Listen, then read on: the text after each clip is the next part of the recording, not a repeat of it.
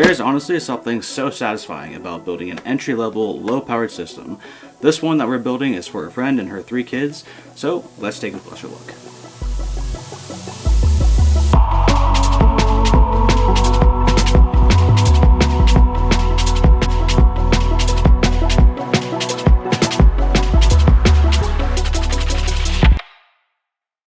Right then, let's talk about the CPU first, and for this build, I'm actually going with the Intel i3 12100F. Although this chip is a few generations old now, let me tell you, it is still one of the fastest quad-core CPUs on the market, only to be beat out by its bigger brothers from recent generations. Boasting 8 total threads and peak clock speeds of up to 4.3 GHz, the $70 price tag is really hard to argue with. These budget i3s offer some really great value, and they're fast enough to keep up with something like a 3080, so needless to say, this will be an excellent CPU for this modest family build. Now we'll be slotting that into the ASRock B660M ITX AC motherboard. It supports DDR4 memory only, and although discontinued now, would have been one of the best budget boards just a few years ago with an MSRP of $120. I/O is decent enough. We have Wi-Fi 6, a few USB 3.1 Gen 1 ports, and most importantly, a single M.2 slot on the front. The VRMs are admittedly pretty weak, and this board does have a power limit enforced by default, but both of those things aren't really relevant, seeing as we're running an i3 which is locked at 58 watts anyways. Now for the memory, being that we're on a DDR4 platform, that means we have a ton of really good, inexpensive options to choose from. For this build, I've gone with 16GB of G.Skill's Ripjaws at 3600 MHz CL16. Some stealthy, reliable sticks that will look really good inside this build, and 16GB is still enough for gaming these days, especially at 1080p. As for the CPU cooler, we're going with the IS50X V2 from ID Cooling, the predecessor to the IS55 with a much lower fin stack density, but still perfect for the i3. Total height with the fan comes in at 57mm tall, and we have 73mm of height to play with in our case, which we'll get to in a moment. Realistically, that's more like 70 once you factor in room for turbulence, so pretty tiny cooler, but still a massive upgrade over the default Intel cooler, which can be a bit noisy and inefficient. Installation of this is actually pretty simple. Using the LGA 1700 mounting hardware, we've got a couple of brackets that screw onto the base plate, and those secure via 4 screws from the back. Let's hold off on doing that though, as it will conflict with some of the cables that we need to plug in once we start working with the case. For now though, we can at least get the mounting hardware set up. The last thing that we need to do for our motherboard is install our M.2 drive. Really simple solution here, 2TB P3 stick from Crucial. Again, we definitely want to be populating that slot on the board and with something high density. Plenty of space for a family that realistically won't be storing massive amounts of data outside of gaming, more like pictures, homework, and other low density media like that. Which is good, because adding more storage down the road would be pretty difficult without another M.2 slot, resorting to SSD storage that requires a mess of extra cables, which we definitely want to stay away from at all costs. In that case, I would much rather go with an external hard drive instead. So with the board most of the way set up, we're almost ready to drop it into our case. And being an ITX build, we're going with the LZmod F1 SFX from AliExpress. Originally, I wanted the ACAT S1, and I thought that's what I was buying as depicted by the image on the listing, but as it would seem, that case is actually end of life, and none of those listings are legit, as I later confirmed by messaging multiple different sellers. So after a rather awkward ordering experience from the seller that ended up sending the order to Australia, they offered to compensate me with the F1 as an alternative. And I must say, the quality on this thing is absolutely ridiculous. It's a sandwich style case that is fully CNC'd with really thick aluminum. There is room for top and bottom mounted fans for extra cooling, and all that within a 7.5 liter form factor. I honestly was not expecting that. Overall, very pleased with what came out of the box from my AliExpress adventures. Okay, now enough yapping, let's start building, starting with setting up our case. First, we need to address the open holes in the bottom panel that, although is intended for airflow and cooling to the power supply, will end up drawing in a lot of dust. Since this system will most likely not be cleaned for the majority of its life, we want to avoid the power supply clogging up and potentially leading to a fire or some other catastrophic event. So here I've made a custom filter to line the entire bottom panel from dust and just hole punched out the slots for the screws. A really cheap yet effective solution. This is also probably a good time to mention that this build will be fully kitted out with Noctua fans for the cooling system, as I have quite a few of these laying around and I kinda need to get rid of. So we'll be slotting in the A6x15 models down here at the bottom set to intake. Normally, in a case like this, I would set all of my fans to exhaust to create negative pressure, thereby encouraging the cooler ambient air through the side panels, but here that's not really beneficial, seeing as the lower portion of the side panels are not actually ventilated, so bottom intake just makes the most sense. So carefully lining up the holes with the bottom panel, we can bolt these down, do a bit of cable management with some zip ties and this fan splitter, and then set it aside ready for installation. Okay, next we should really install our power supply. Here I'm using Corsair's SF600, but I'll be ditching the stock cables in favor for the sleeved variants from my personal SF750 Platinum since they've been living in their box since day one. Both units use the same Type 4 connectors, so this is perfectly safe to do and will result in a much cleaner and easier to manage series of cables. A few zip ties here and there go a long way as well, being sure to keep them as close to the unit as possible. We definitely don't want to be obstructing those A6s up the front too much. As you can see, I've gone and pre-routed each cable to make it easier once we start installing the rest of the hardware. If this were a higher end build or even my personal system, I'd definitely throw in the extra cash for some custom length cables. Now we could throw back on that bottom panel, checking for any obstructions, and luckily there aren't any, just a bit of resistance from all the wires bunching up, which I did tidy up after bolting down that panel. Now the motherboard is ready to be installed. I/O shield goes in first, of course, and this one's actually going in upside down since our motherboard tray is inverted. This means that the PCIe slot will face the top of the case towards that top fan bracket. Funny enough though, this I/O shield doesn't actually clip into the frame of the case since the panel is so thick, so it kind of just floats there until the motherboard is fully inserted. But with the board locked down, we can go ahead and finally get our 8-pin EPS cable plugged in for our CPU along with the bulky 24-pin.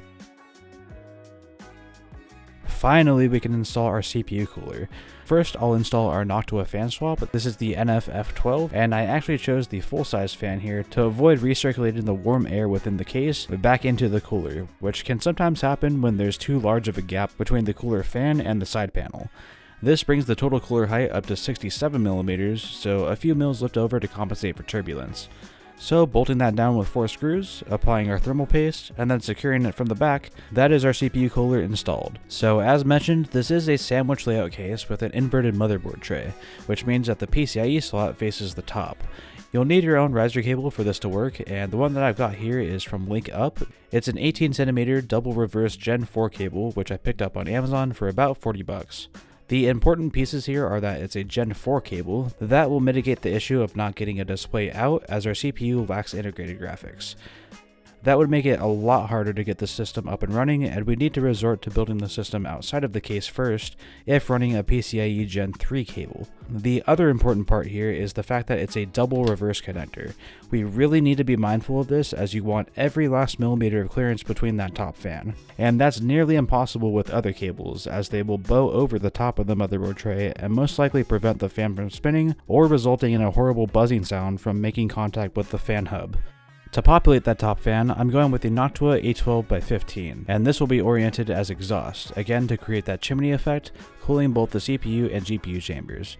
While we're up here, I will note that the top panel is held in by 4 magnets, which I have removed 2 of them. The only way to get this panel off is to sort of wedge your fingernail between the gap at the back, and I found that otherwise too difficult to achieve when all 4 magnets were installed. 2 magnets though is certainly plenty. And lastly, for the main event, the GPU. And here I've decided on the RTX 3060 12GB. This one is the Accelerate from PNY with a total length of 170mm. In the F1, I measured support for cards up to 194mm in length, so this will be a nice easy fit.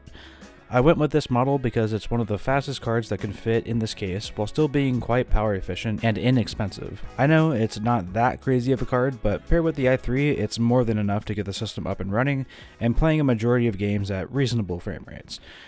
And seeing as cards this small are restricted to just single fan coolers, cooling 170 watts shouldn't be too much of an issue. So with our GPU installed, that is the build completely finished. To be honest, it looks pretty sick. Again, I know the case and cooling solution are pretty overkill, but man, the overall package does look really clean. Okay, so to get this up and running, we need to address our display out situation. If you remember, the i3 does not have integrated graphics, but since we're working with a PCIe Gen 4 riser cable, by default, the motherboard BIOS should run at Gen 4 speeds anyways, seeing as this is also a Gen 4 product. And luckily, that's exactly what we see. Now, before we start messing around with BIOS settings, let's install Windows and get a stable system first.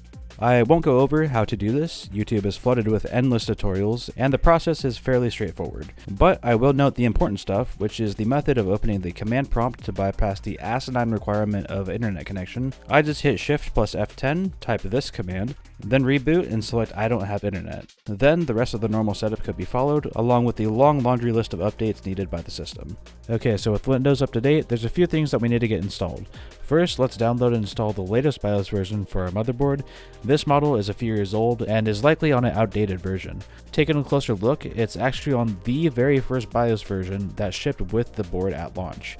This is why it's so important to check and validate this setting, as many BIOS revisions aid with improved memory support and CPU stability. And while we're messing around in the BIOS, we should enable our XMP profile to get the full rated speed out of our memory kit, as well as enabling resizable bar, allowing the CPU to take advantage of GPU memory, which can help out a lot in the right games. And here with BIOS version 12.01, this setting is also enabled by default, so we can hit F10 to save and quit. Returning to the desktop, let's get some software. Downloading the 566.36 NVIDIA driver for our graphics card, as recently there's been lots of reports about newer driver instability, which we definitely want to avoid. Hardware Info 64 to get a readout of all of our system sensors, and most importantly, fan control.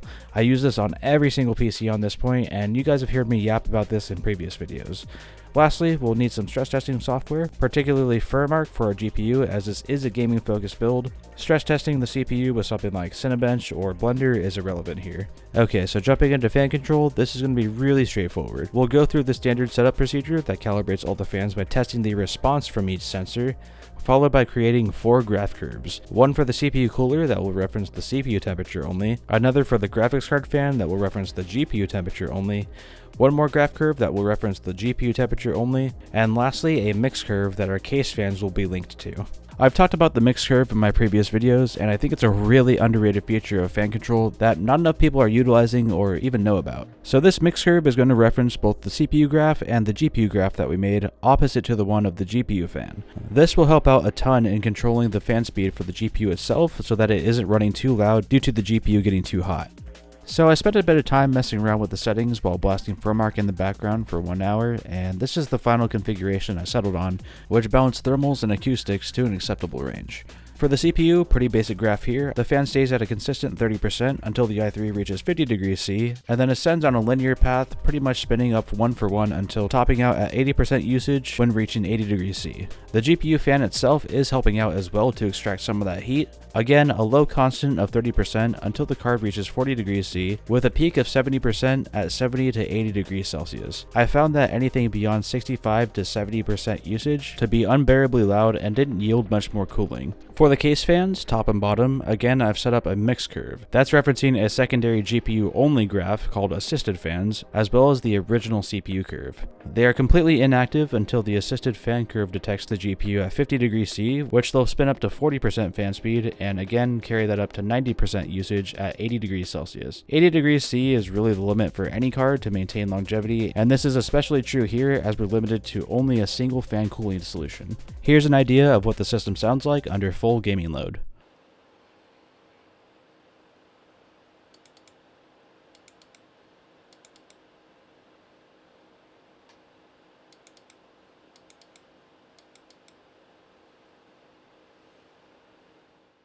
And the performance for this set of hardware is actually impressive. Helldivers 2 is the most intensive game I have, and at 1080p high settings, we're averaging around 63 FPS. In heavier fights where there's lots of orbitals going off and eagle runs, it does dip into the lower 50s, but still a very playable experience. I found myself playing as I normally would, despite the lower than normal frame rates. And again, this is a quad-core i3 and a 3060. Now, you may notice that the GPU is getting quite warm in the upper 70s. While this is still an acceptable range, it is something to note, and the reason why it's a little bit more toasty than I'd like is basically down to cooler design. Again, this is a single fan card, so cooling is limited, but more importantly, the heatsink design has the fins running the length of the card rather than the width, meaning that the air is channeled out the rear similar to a blower style card instead of side to side like most longer or bigger cards. This reduces overall heat dissipation in this case, as the exhaust fan above and the cooler design are opposing each other, making it a lot harder for the heat to escape through the top. Overall though, very pleased with this little build. Certainly adequate for 3 little kids under the ages of 15. There is also room for upgrades as well. By the time this video is live, Nvidia's RTX 5060 will have been released, with AMD's 9060 not far behind. That 12100F could also be swapped out for something like an i5-14400, which may require a slightly more powerful CPU cooler, but as you saw, there's plenty of hype for that. I think the system will be put to good use over the next few years, and I'm really excited to see what they think.